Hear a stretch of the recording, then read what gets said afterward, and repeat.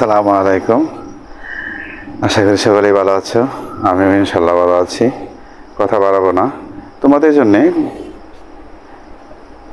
একটা ভিডিও দেওয়া আছে। নবম শ্রেণী বিজ্ঞান ষান্মাসিক সামষ্টিক মূল্যায়ন পরীক্ষা 2024-এর সাজেশন। তোমাদের গত ভিডিওতে দেওয়া আছে। এর মাঝে কিছু অঙ্ক আছে, ব্যবহারিক অংশে পদার্থ অঙ্ক আছে, 5 নম্বর সাজেশনের 6, 7, 8, 9 আরও কিছু কঠিন প্রশ্ন আছে। আজকে শুধু আমি 5, 6 এই সাজেশনের 5, 6, 7, 8, 9 এর সমাধানগুলি করে দেব। এখন আমি 5 নম্বর অঙ্কের 5-এর উত্তর এর সমাধান করে দিচ্ছি। দেখো, মানব দেহের আয়তন। তোমার শরীর যে আছে, তোমার বইয়ে দেওয়া আছে, তোমার শরীরে একটা আয়তন আছে, এটাকে আমি B1 দ্বারা ধরলাম। আবার তোমার শরীরের ঘনত্ব তোমার প্রশ্নে দেওয়া আছে ρ1 985 কেজি পার ঘনমিটার। সহজ। বিশুদ্ধ তুমি পানিতে নামবা, বিশুদ্ধ পানিতে যদি নামো, পানির একটা আয়তন আছে B2। তুমি পানিতে নামার পরে যতটুকু অংশ সরে যাবে তার আয়তন হইল B2। এবং বিশুদ্ধ পানির ঘনত্ব ρ2 1000 কেজি পার ঘনমিটার। তোমরা জানোই তো এটা। বিশুদ্ধ পানির ঘনত্ব হইল ρ2 সমান, এটা যদি 1 দেই তাহলে 2 দেব, বুঝছো না? এটা ρ1 যদি দেই, এটা ρ2 দেব, 1000 কেজি পার ঘনমিটার। এই অংশটা আমরা করে ফেলি।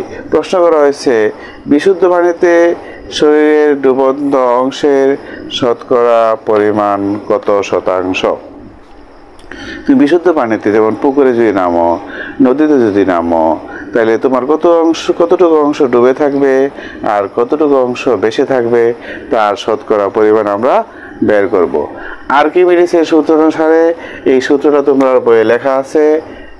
আর্কিমিডিসের সূত্র অনুসারে B/G সমান B/G প্লবতা। গত ভিডিওতে পড়াইছিলাম প্লবতা। গত ভিডিওতে, এর আগের ভিডিওতে পদার্থ দেহ চাপের পাটে আর্কিমিডিসের সূত্রের মাঝে পড়াইছিলাম প্লবতা সমান B/G, প্লবতা সমান B/G পড়াইছিলাম। খেয়াল করে দেখো, দেখছো না যারা, ভিডিওটা দেখে নিও, সমস্যা নাই। এখন দেখো, যেহেতু এখানে B1 B2 ρ1 ρ2, তাহলে দেখো B1 ρ1 B2 ρ2। তোমার শরীর হইল B1 ρ1, পানি হইল B2 ρ2, G অভিকর্ষ ত্বরণ G ক্যান্সেল হয়ে যাবে, বাদ যাবে, তাই না? G cancel. এখন আমরা বার করব ডুবন্ত অংশের আয়তন। তাহলে এখানে আমরা লিখে ফেলতে পারি B2/B1 সমান কত। বুঝতে পারছো? B2/B1 সমান কত? এই সমাধানগুলি তোমরা জানো না, এই জন্য তোমাদের একটু কষ্ট হয়। এরপরে আমি বলে দিই, B2 লগে গুণ আছে ρ2। দেখো, B2 গুণ ρ2, B1 গুণ ρ1, B1 গুণ ρ1। কোনাকুনি গুণ করলে মিলে কিনা দেখো তো, একটু খেয়াল করো। B1 ρ1, দেখো কোনাকুনি গুণ না, এটা মনোযোগ দেখো, আস্তে আস্তে দেখো, এত উড়াউড়ি করার দরকার নাই, আস্তে আস্তে দেখে যাও, সময় তো লাগবেই যেহেতু গণিত।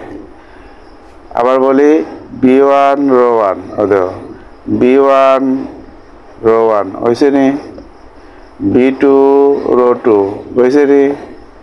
এই জিনিসটা তোমাকে বুঝতে হবে। ওই যে এখানে ডুবন্ত অংশের পরিমাণ B2/B1, B2/B1 সমান ρ1/ρ2। ρ1 এর মান 985, আর ρ2 এর মান হয়তো 1000। দেখছো, অনেক মজা না? কেজি পার ঘনমিটার, ঘনত্বের একক কেজি। এই যে ইনভার্স থাকলে বলা হয় পার ঘনমিটার, পার ঘনমিটার।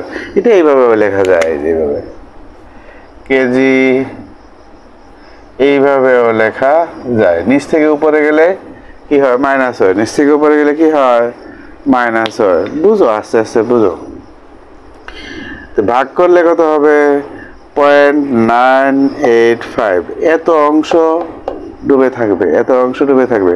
শতকরা যদি নেই তাহলে 100 দেওয়া পার্সেন্ট দিতে হবে। কারণ 100% কি এটা তোমরা জানো না। 100% মানে কি জানো তোমরা? জানো না। আচ্ছা, আগে 5% শিখাই, দেখি 5% মানে কি? 100 ভাগের 5। তাহলে 100% মানে কি হবে? 100 ভাগের 100। বুঝতে পারছো না? 5% মানে কি? 100-র মধ্যে 5। 100% মানে কি? 100-র মধ্যে 100। বুঝতে পারছো? 100-র মধ্যে 100। বুঝতে পারছো? গুণ করলে কত হবে? এই টানটা এইভাবে না, এটা এই উপরের দিকে যাইব। এখানে একটা বিন্দু দেওয়া উপরেতে যাইব। বুঝতে পারছো? আমি দেখাই দিই তোমাদেরকে দেওয়াটা। আগে বিন্দু দিবা, উপরেতে যাইবা, নিচেরটা না। বুঝতে পারছো? এর শতকরা এইভাবে লেখা হয়, পার্সেন্টেজ। আমরাও সাধারণত এইভাবে লিখি, তাই না? এই যে লিখছি, কিন্তু অরিজিনাল লেখা হলো এই যে এটা। বুঝতে পারছো? তাহলে তোমার শরীরের শতকরা এত পার্সেন্ট ডুবে থাকবে। তাহলে তোমার শরীরের বেশি থাকবে কত পার্সেন্ট? 100 থেকে বাদ দেও, তাহলে 1.5% বেশি থাকবে। তোমার শরীরে বেশি থাকবে 1.5%, আর ডুবে থাকবে 98.5%। একেবারেই তো সোজা, মনে থাকতো না?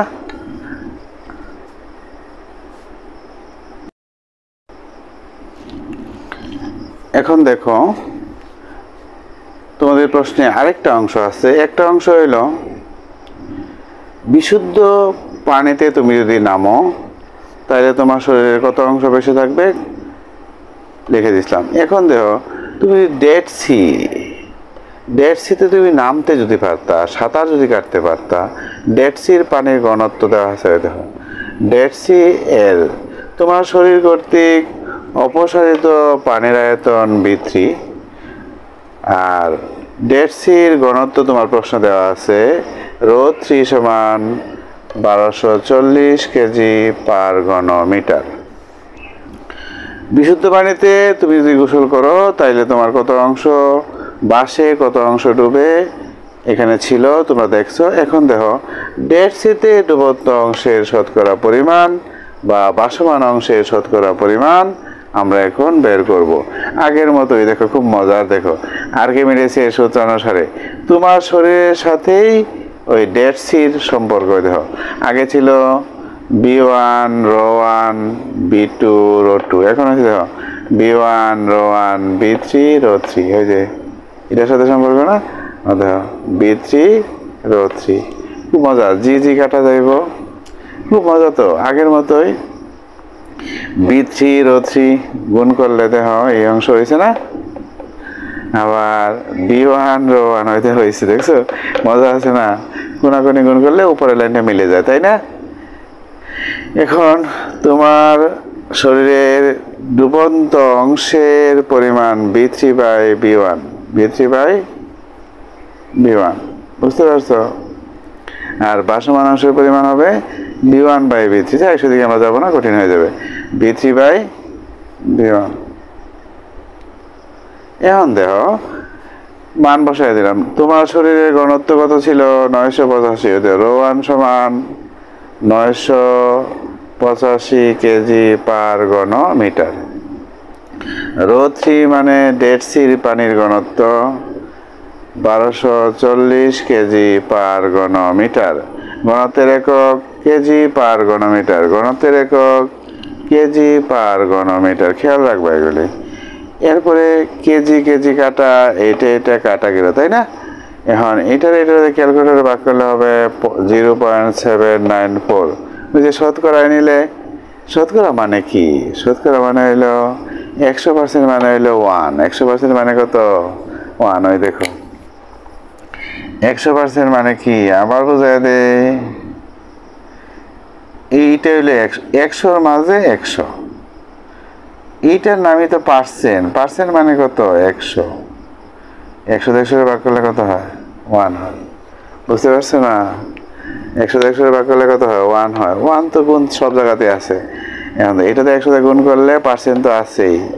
গুণ করলে কত হয়? 79.4। ডেডসিতে তোমার শরীরের শতকরা এত পার্সেন্ট ডুবে থাকবে, আর তোমার শরীরের শতকরা এত পার্সেন্ট বেশি। 100 থেকে বিয়োগ করবা, এত পার্সেন্ট বেশি থাকবে। বুঝতে পারছো? আশা করি বুঝছো। খুব কঠিন না তো, একেবারে সোজা না? খুব সোজা না?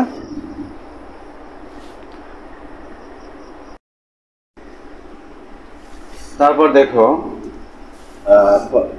5 নম্বর করে দিচ্ছে, এখন 6 নম্বরে আছে। বুঝছো? আপনার সময় পড়ছি আমার সাজেশন থেকে, তোমাদের এইটাই সাজেশন দেওয়া হয়েছে। বুঝছো? এই সাজেশনটায় তোমাদেরকে দেওয়া হয়েছে।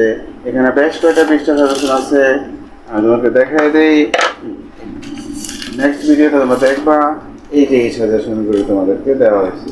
ষান্মাসিক সামষ্টিক মূল্যায়ন পরীক্ষা 2024 দেখা যাচ্ছে। ষান্মাসিক সামষ্টিক মূল্যায়ন পরীক্ষা, নবম শ্রেণী বিজ্ঞান, পৃষ্ঠা 1, পদার্থ অংশ দেখা যাচ্ছে, তোমাদের রসায়ন অংশ দেখা যাচ্ছে, দেখতে পাচ্ছ? জুম করে দেখে নিতে পারো, আবার অসুবিধা না।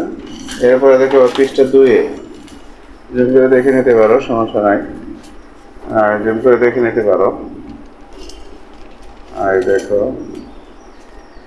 দেখা যায় কিনা, হয়তো দেখা যায়। এরপরের পৃষ্ঠা, এই দেখো দেখা যাচ্ছে কিনা।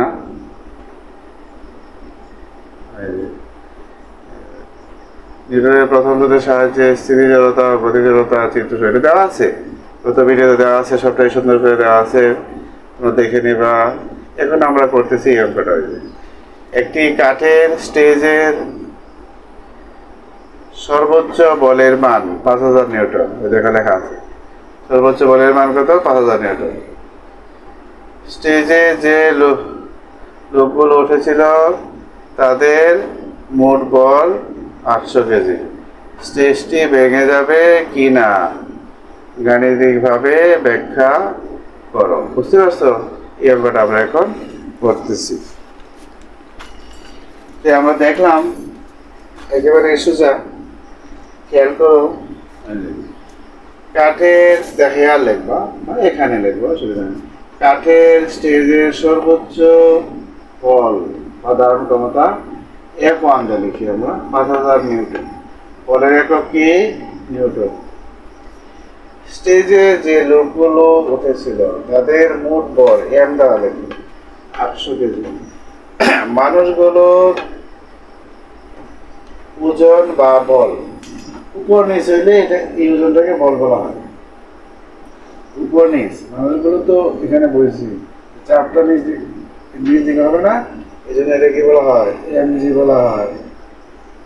আর এটাকে বলা হয় ওজন। তুমি যদি ডাব্লিউ লেখো, এফ লেখো, তো এটাই হবে। ডাব্লিউ তে লিখলেও হবে, এফ তে লিখলেও হবে। উপর নিচ হইলেই এই বলটা ওজন হয়ে যায়, ওজনটা বল হয়ে যায়, এটা মনে রাখো। এখন দেখো F2 সমান কত? আমরা জানি F2 সমান mg। F2 সমান কি? উপর নিচ হলে কি হয়? mg। উপর যদি এই পাশে এরকম যদি হয় তাহলে হবে ma, আর উপর নিচ যদি হয় তাহলে কি হবে? mg হবে। অভিকর্ষ বল, মাধ্যাকর্ষণ বল g। m এর মান, g এর মান কত? 9.8। g এর মান কত জানি আমরা সব। গুণ করলে কত হয়? 7840 নিউটন। মানুষগুলির ওজন বেশি। স্টেজে কতটুকু ওজন নিতে পারে দেখছো? 5000 ওজন নিতে পারে, 5000 নিউটন ওজন নিতে পারে। আর আমরা উঠে গেছি বেশি মানুষ, তাই না? এই জন্য ওজন বেশি হয়ে গেছে। তাহলে কি হবে? মানুষ কর্তৃক ওজন বা বল বেশি, আর স্টেজের ওজন হইলেও কম। মানে এত ওজন সহ্য করতে পারে স্টেজে, আর মানুষের ওজন হয়ে গেল 7840 নিউটন। সুতরাং F1 একটু বেশি, এখন থেকে একটু বেশি, তাই স্টেজটি ভেঙে যাবে। স্টেজটি ভেঙে যাবে বলে সবাইকে কি থাকতে হবে? সতর্ক থাকতে হবে। যেমন তোমাদেরকে একটা উদাহরণ দেবো, একটা ছোট বাচ্চা, যেমন দেখো আমার কথাই ধরে, আর একটা হাতির কথা বলে। এই হাতি যদি আমার উপরে পা রাখে, আমার অবস্থাটা কি হবে বলো তো? হাতি যদি আমার উপরে পা রাখে, তাহলে আমার অবস্থাটা কি হবে? হ্যাঁ, কি হবে বলো তো? বুঝতে পারছো কি হবে? হ্যাঁ, এটা পিঁপড়া। আমি যদি একটা পিঁপড়ার উপরে পা রাখি, তাহলে পিঁপড়ার অবস্থাটা কি হবে বলো তো? হ্যাঁ, কি হবে? এইভাবে তো পরীক্ষা আসতে পারে। আমি যদি একটা পিঁপড়ার উপরে পা রাখি, তখন পিঁপড়ার অবস্থাটা কি হবে? আমার যে অবস্থা হবে হাতির তুলনায়, পিঁপড়ার অবস্থা হবে আমার তুলনায় এরকমই, তাই না? এই বুঝতে হবে, কিন্তু মজার পড়া পরীক্ষা হলো ও হাতি, মানুষ, গরু, ছাগল, পিঁপড়া, ছোট ছোট প্রাণী, বড় প্রাণী এগুলো দিতে পারে, তাই না? শুধু যে এইভাবে দিব এমন না, কাঠের স্টেজ ছাড়া অন্য কোনো সংখ্যা দিতে পারে না। পরীক্ষা হলো এই জন্য বুঝতে হবে তোমাকে, বুঝছো না? মজা আছে, তাই না? এই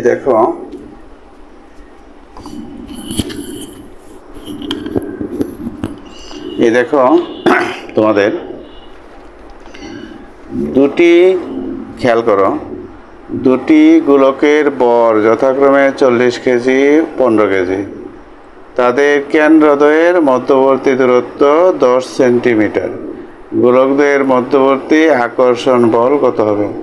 গাণিতিকভাবে ব্যাখ্যা করো। মহাকর্ষীয় ধ্রুবক জি এর মান 6.673 গুণ 10⁻11 newton metre square kg inverse two. তোমাদের শিটে এখানে মাইনাস গেছে, এই যে মিটার স্কোয়ার এখানে মাইনাস দেওয়া হয়েছে বলে এই মাইনাসটা হবে না, বুঝছো তো? এই যে দেখো এই জায়গাটা, এই যে নিউটন, খেয়াল করো সবাই, এই যে এই জায়গাটা newton metre square kg inverse two, এই যে জায়গাটা, বুঝতে পারছো?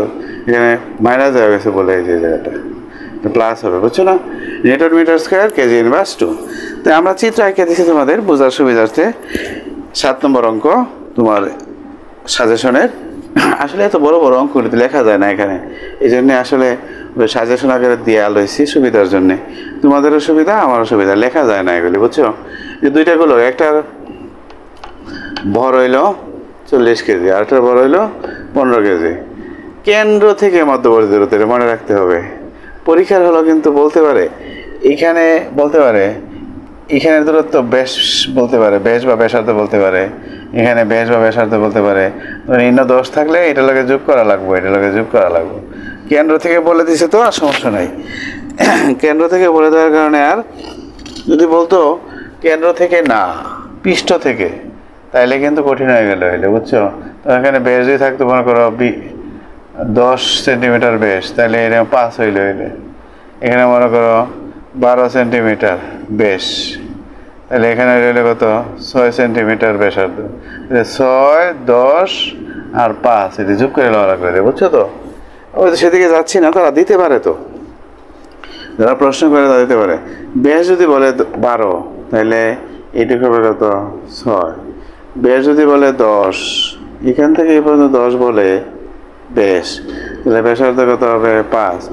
5, 10, 6 যোগ করিয়া যোগ করে লেখা লাগবে, 21 হইলে, বুঝছো না?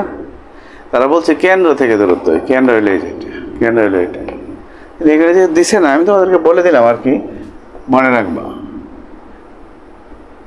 যে দিছে না আমার বলার দরকার নাই, তারপরে আমি তোমাদের সুবিধার জন্য বলে দিলাম। কেন্দ্র থেকে, কেন্দ্র থেকে, বুঝতে পারছো? এখন দেখো, এই কেন্দ্র থেকে এই কেন্দ্র পর্যন্ত দূরত্ব হইল 10 সেন্টিমিটার। সেন্টিমিটার মুছে গেছে, কলম তো হয়তো মুছে যায়, সেন্টিমিটার। তো প্রথম বস্তুর ভর কিতে লিখবো আমরা? যেহেতু দুইটা বস্তু এম ওয়ান দিয়ে লিখবো, ভর তো এম দিয়ে লেখে, তাই না? 40 কেজি। দ্বিতীয় বস্তুর উপর কি লিখবো? m2 সমান 15 কেজি। বস্তুদের মধ্যবর্তী দূরত্ব d সমান r দেও লেখে, d দেও লেখে, d দেই লিখি আমি 10 সেন্টিমিটার। 10 সেন্টিমিটারে মিটার অনিতে 100 ভাগ করার আগে, কারণ 100 সেন্টিমিটারে 1 মিটার।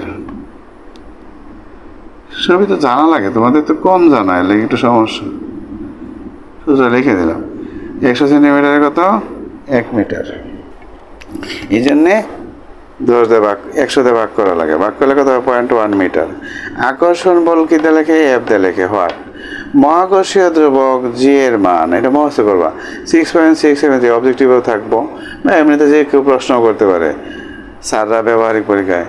6.673 গুণ 10⁻11 newton metre square kg inverse 2। এখানে মাইনাস গেছে প্রশ্নের মাঝে, ঠিক করে নিও। এই জায়গার মাঝে ভুলে মাইনাস দেওয়া হয়ে গেছে, বুঝতে পারছো? এখন দেখো F সমান সূত্রটা খুব সহজ, g m1 m2 by d square, g m1 m2 by d square, g m1, এটা মহাকর্ষ বলের সূত্র। এইটা g F সমান g m1 m2 by d square. g এর মান তো লিখলাম, ওই 6.673 গুণ 10⁻11, একক লেখার দরকার নাই। m1 এর মান কত? 40, m2 এর মান কত? 15, d এর মান কত? 0.1, কি আছে? স্কোয়ার, হয়তো স্কোয়ার। সব কিছু এক লগে লেখা, লিখে তোমাকে সমান মানলে এরকম 4.00 গুণ 10⁻6 নিউটন। বলের একক নিউটন, বলের একক নিউটন। সহজ আছে, কঠিন না। দেখো তোমাদের 8 নাম্বার প্রশ্ন, এই যে এটা লিখে দিছি আমি, এই যে এটা, যে 8 নাম্বার প্রশ্ন। 5 কেজি ভরের একটি বস্তুর দৈর্ঘ্য 25 সেন্টিমিটার, প্রস্থ 20 সেন্টিমিটার এবং উচ্চতা 10 সেন্টিমিটার। ঘনবস্তুটি একটি মেঝের উপর রাখলে সব তলের ক্ষেত্রে চাপের মান সমান হবে কি? গাণিতিকভাবে চিত্রসহ মডেল তৈরি করে ব্যাখ্যা করো। তোমরা মডেল এইভাবে কাগজ কেটে বানাইবা। তোমরা আমার এইটার একটা ভিডিও আছে, তোমরা দেখে নিও কীভাবে কাগজ কেটে মডেল তৈরি করা লাগে, বক্স বানানো লাগে। এটা একটা বক্স, এটা কীভাবে বানাইবা এটা পারবা তোমরা। কিন্তু এই বক্সটাই ধরো না, এটা একটা বক্স, এরকম বক্স বানাইতে হয়, বুঝছো না? দেখা যায় না, এরকম বক্স বানাইতে হয়। তো এই দেখো, এটা হলো দৈর্ঘ্য, বুঝতে পারছো? আর এটা হলো প্রস্থ, আর এটা হলো উচ্চতা। ভালো করে দেখো, খেয়াল করো। এটা হলো দৈর্ঘ্য, এটা হলো প্রস্থ, আর এটা হলো উচ্চতা, বুঝতে পারছো না? এই যে দেখো, গড়টা তো এরকমই আঁকছি, তাই না? দেখো দৈর্ঘ্য হইলো A, প্রস্থ হইলো B। ওই দেখো দৈর্ঘ্য A, প্রস্থ হইলো B, আর এটা হলো উচ্চতা। এটা হলো উচ্চতা, বুঝতে পারছো? এর মান 25, বির মান 20, সির মান 10। বুঝতে পারছো? এরকম একটা বক্স বানাইতা তোমরা, মানে এমনি রাখতাম মাটির উপরে, যেমন মাটির উপরে রাখলাম। এই যে তলার একটা ক্ষেত্রফল আছে না, এই যে দৈর্ঘ্য প্রস্থ, এটা ক্ষেত্রফল আছে না, এই যে এটা ক্ষেত্রফল আছে না, এটা যদি মাটিতে রাখি তাহলে কি পরিমাণ চাপ পড়বো। আবার এইভাবে যদি রাখি কি পরিমাণ চাপ পড়বো, আর এইভাবে যদি রাখি কি পরিমাণ চাপ পড়বো, বুঝতে পারছো? এই যে এইভাবে যদি বক্সটা যদি আমরা এইভাবে রাখি তাহলে কি পরিমাণ চাপ পড়বো, বক্সটা যদি আমরা এইভাবে রাখি তাহলে কি পরিমাণ চাপ পড়বো, আর বক্সটা যদি এইভাবে রাখি কি পরিমাণ চাপ পড়বো, বুঝতে পারছো? মানে মজা আছে। তো নিজেরা বানাইয়া করবা, আরাম পাইবা, ঠিক আছে? এই দেখো, ঘরের দৈর্ঘ্য এতে লেখে 25 সেন্টিমিটার, প্রস্থ বিতে লেখে 20 সেন্টিমিটার, উচ্চতা সিতে লেখে 10 সেন্টিমিটার। তাহলে আমরা এখানে এপি লিখছি না আর কি। তে এই যে তলটা, এটা তল কয়টা ছিল? 2টা না? কয়টা তল এখানে? দৈর্ঘ্য আর প্রস্থ তল কয়টা? এই যে একটা, আবার এখানে একটা আছে না, এই পাশে, এই যে এই পাশে। বইটাই দেখো না, বুঝো তো না, একটু দেখা দেয়। এই যে বইটাই দেখো না, বইয়ের কয়টা তল সমান? এই তলটা আর এই তলটা সমান না? ভালো করে খেয়াল করো। তোমার বইয়ের এই তলটা আবার এই তলটা সমান না? আবার এই তলটা, এই যে এই তলটা আবার এই তলটা সমান না? আবার দেখো এই যে এই তলটা আবার এই তলটা সমান না? তাহলে দুইটা তল সমান আছে। দুইটা তল সমান আছে, এই যে এই তলটা আর এই যে এই তলটা সমান আছে, তাই না? ও দেখো, দৈর্ঘ্য প্রস্থ বরাবর গড়ের ক্ষেত্রফল A1 দিয়ে লেখে। ক্ষেত্রফল কিতে লেখে? এ দিয়ে লেখে। যেহেতু তিনটা ক্ষেত্রফল, এলে 1 দেব। তো 25 গুণ 20, 25 গুণ 20 সেন্টিমিটার স্কোয়ার। 25 দুগুণে 50, 500 সেন্টিমিটার স্কোয়ার। ও দেখো, 1 বর্গ মিটার সমান 10⁻⁴ সেন্টিমিটার স্কোয়ার। এটা সূত্র। কীভাবে আইলেও পরে দেখাই দেব, লম্বা হয়ে যাচ্ছে ক্লাস। এই জন্যে সেন্টিমিটারে বর্গমিটার নিতে এই সংখ্যা দ্বারা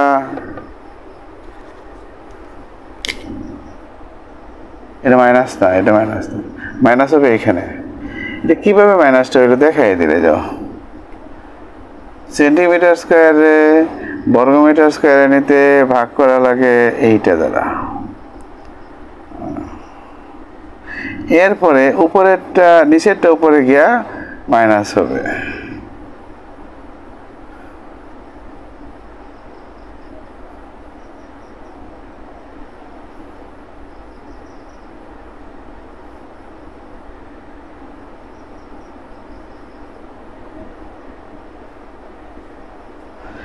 আবার করে দেই, সেন্টিমিটার স্কোয়ারে মিটার স্কোয়ারে নিলে 10⁴ দ্বারা ভাগ করা লাগে।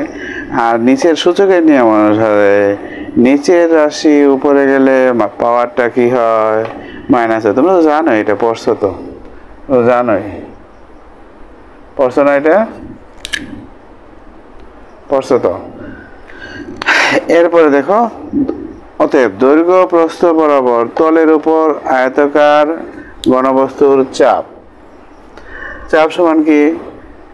F/A। চাপ সমান কি? এটা আমাদের ভিডিওতে লেখা আছে, বইও লেখা আছে। চাপ সমান F/A। ওই দেখো, আয়তাকার ঘনবস্তুর ভর কত? M সমান 5 কেজি। G সমান আমরা জানি 9.8 ms/2। তো ঘনবস্তুর ওজন বা বল F সমান mg। M এর মান কত? 5। G এর মান কত? 9.8। গুণ করলে কত হবে? 49 নিউটন। বলের একক নিউটন, ওজনের একক নিউটন। বলের একক নিউটন, ওজনের একক নিউটন। এখন দেখো, দৈর্ঘ্য প্রস্থ বরাবর তলের উপর আয়তাকার ঘনবস্তুর চাপ P1 সমান F/A1। বল তো সমান, আরেকটা ভিডিওতে তোমাকে দেখাচ্ছিলাম আমি সুন্দর করে, দেখে নিয়ে অসুবিধা নাই। P সমান F/A। তাহলে 1 থাকলে এখানে 1 হবে, এখানে 1 দরকার নেই। বল তো সব ক্ষেত্রেই সমান। এই বস্তুর ভর তো 5 কেজি, এইবার দিলেও 5 কেজি হবে। তুমি যেভাবেই দাও, বস্তুটা তুমি এইভাবেও রাখো 5 কেজি ওজনই হবে, এইভাবেও রাখো 5 কেজি ওজনই হবে, এইভাবে রাখো 5 কেজি ওজনই হবে। যেভাবেই রাখো 5 কেজি ওজনই হবে। এই জন্যই F এর পরিবর্তন হবে না। বুঝতে পারছো? F এর মান কত? 49। এর মান কত? এটা এখন এই যে ব্র্যাকেট দিছি, তুমি ক্যালকুলেটর লেখার সময় আমার মতো ব্র্যাকেট দিও। 49 লেখার পরে নিউটন তো লেখা লাগতো না, এইটা ব্র্যাকেট দেয়া, ভাগ দেয়া, ব্র্যাকেট দেওয়ালা লেখবা। লেখার পরে তুমি 980 পাইবা। এরপরে এইলো n, উপরের নিচের m স্কোয়ার উপরে গেলে কি হবে? ওই যে এর মতো মাইনাস হবে, মাইনাস সূচকের মতো। এত নিউটন পার বর্গমিটার বা প্যাসকেল, বা প্যাসকেল। আমি লিখে দিচ্ছি আবার নিচে দাও, এটা পি এর কি বলে? প্যাসকেল। এখন নিচে লেখা আছে দাও, 1 নিউটন পার বর্গমিটার। 1 নিউটন পার বর্গমিটার সমান 1 প্যাসকেল। এটা সূত্র। ঠিক তেমনি ভাবে আমরা লিখতে পারি না? তাহলে লিখবো, এখানে কি লিখতে পারি? দৈর্ঘ্য উচ্চতা লিখবো। এখন কি লিখবো? উচ্চতা লিখবো। উচ্চতা কত? 10। উচ্চতা কত? 10। এখানে কত হবে? 25। বুঝতে পারছো? 25 ভাগ করলে কত হবে?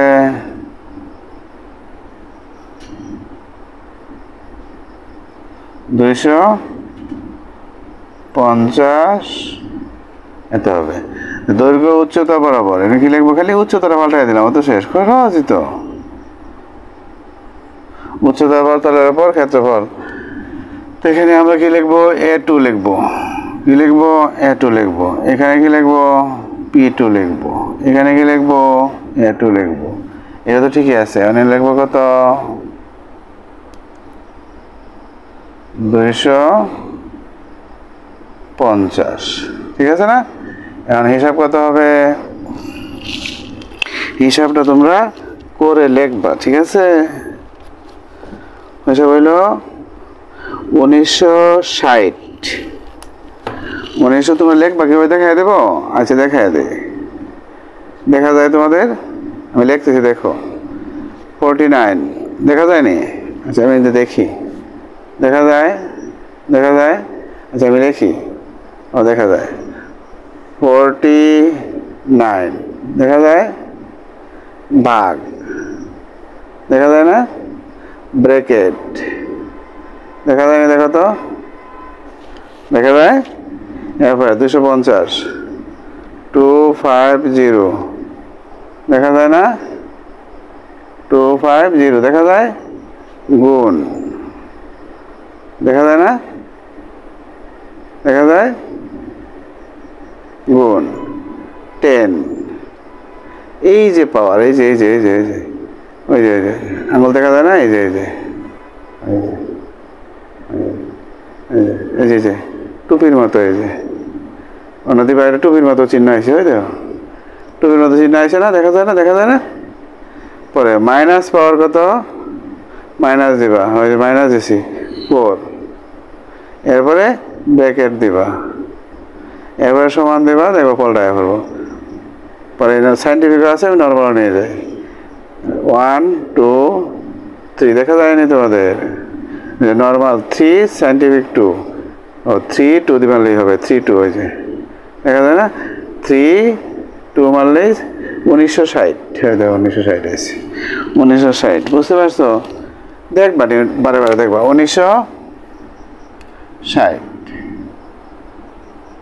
1960, বুঝতে পারছো? ভিডিও লম্বা হয়ে যায়, তাই না? এরপরে তো দৈর্ঘ্য প্রস্থ গেল, দৈর্ঘ্য উচ্চতা গেল, এখন রইল প্রস্থ আর উচ্চতা, তিনটে শেষ হয়ে গেল। এখন রয়েছে কোনটা, আমি দেখা দিই তোমাদেরকে, আরেকটু দেখা দেই, কয়টা গেল দেখো, খেয়াল করো, দৈর্ঘ্য প্রস্থ গেল, দৈর্ঘ্য উচ্চতা, এই তলটা গেল, রয়েছে না এইটা, তাহলে হবে প্রস্থ উচ্চতা, প্রস্থ উচ্চতা, প্রস্থ উচ্চতা। আমরা এখন লিখবো কি, বুঝো ভালো করে বুঝো, না লিখতে পারতো না। তা প্রস্থ আর উচ্চতা হবে, কি হবে, প্রস্থ আর উচ্চতা হবে, প্রস্থ উচ্চতা বলো, প্রস্থ কত ছিল 20, এখানে কি হবে A3, মজা আছে। এখানে কত হবে 200, এখানে কত হবে 200, মজা আছে কিন্তু জিনিসগুলি। এরপরে এখানে কত হবে 200 হবে, তাই না? বুঝতে পারছো? এখানে কি হবে, প্রস্থ উচ্চতা, কি হবে, প্রস্থ উচ্চতা বরাবর তলের উপর খেতে পারে, এখানে কি হবে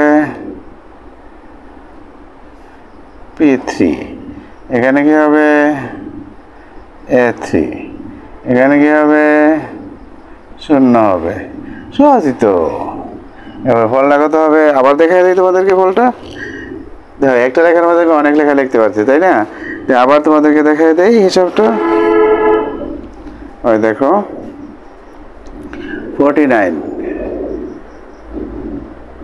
49 বাঘ, দেখা যায় না, আঙুল দেখা যায় না, আচ্ছা দেখা যায় না, না আচ্ছা আবার কাটি, 49, ওই যে 49 বাঘ, এই যে ব্র্যাকেট, এই যে ব্র্যাকেট, পরে 200, ওই যে 200, 200 গুণ 10, এই যে 10, ওই যে এই যে চিহ্নটা, এই যে এই যে চিহ্নটা, এই যে ইনভার্স, মাইনাস, এই যে মাইনাস, এরপরে 4, বারবার দেখবা, হ্যাঁ 4, পরে কি দেবা, ব্র্যাকেট দিবা, পরে কি দেবা, সমান দেবা, 2450, কত হয়েছে 2450, 2450 কত হয়েছে, লম্বা হয়ে যায়, তাই না? 2450 নিউটন। চাপের মান কোথায় বেশি এটা দেখো তো। ক্ষেত্রফল যত কম হবে চাপের মান তত বেশি হবে। আমরা আগের দিন পড়াই দিয়েছিলাম তোমাদেরকে আরেকটা ভিডিওতে, এই চাপের পাঠে আরেকটা পাঠ পড়াই দিয়েছিলাম তোমাদেরকে চাপের অঙ্ক করে। ক্ষেত্রফল যত কম হবে চাপের মান তত বেশি হবে। তাহলে আমরা কি লক্ষ্য করলাম যে দৈর্ঘ্য প্রস্থ বরাবর ক্ষেত্রফল বেশি, এই জন্য চাপের মান হয়েছিল কম। এরপরে দৈর্ঘ্য উচ্চতা বরাবর চাপের মান আরেকটু কম ক্ষেত্রফল, এই জন্য চাপের মান আরেকটু বেশি।